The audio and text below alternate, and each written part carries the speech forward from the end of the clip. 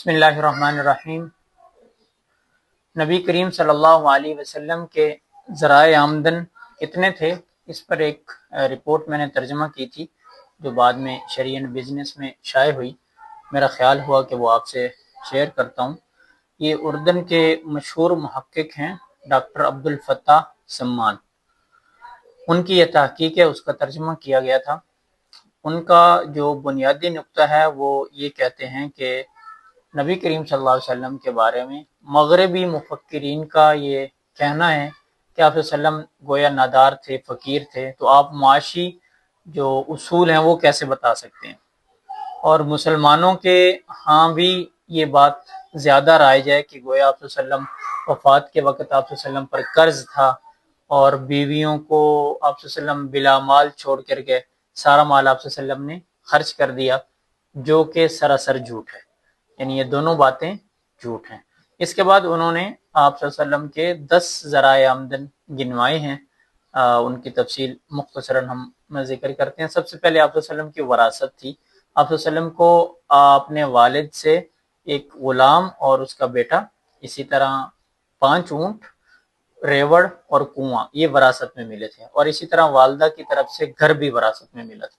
دوسرا، آپ صلی اللہ علیہ وسلم نبوت سے قبل اور نبوت کے بعد بھی تجارت فرماتے تھے۔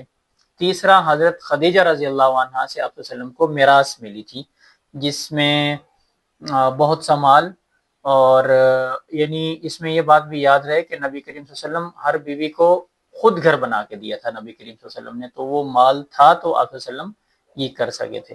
چوتھی چیز ہے وہ مال غنیمت ہے، یعنی جو آپ صلی اللہ علیہ وسلم کو بطور مجاہد جو ملتا تھا، اسی طرح مال فی جو ہے، جو بلا جنگ حاصل شدہ مال ہوتا ہے، وہ آپ صلی اللہ علیہ وسلم کو بنی نذیر سے حاصل شدہ زمینیں ملی، اور خیبر کے 3 قلعے جو تھے ان سے بھی آپ صلی اللہ علیہ وسلم کو حصہ آیا۔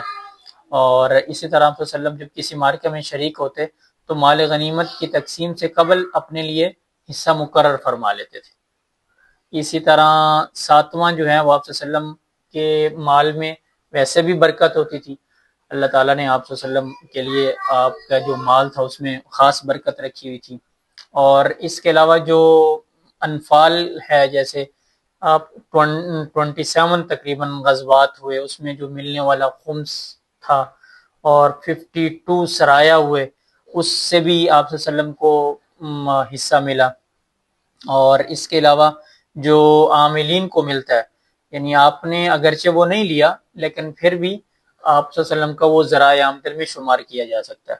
اس کے علاوہ جو 10واں نمبر ہے وہ ہدایہ ہیں، یعنی آپ صلی اللہ علیہ وسلم کو جو ہدیے ملتے تھے، کوئی 10 اس طرح کے بنتے ہیں جو آپ صلی اللہ علیہ وسلم کی ذرائع آمدن تھے۔ اس سے ہمیں اندازہ لگانا چاہیے کہ آپ صلی اللہ علیہ وسلم کے ذرائع آمدن اتنے تھے، ہم کیوں ایک آدھ ذریعہ آمدن پہ اکتفا کیے ہوئے ہیں۔ السلام علیکم۔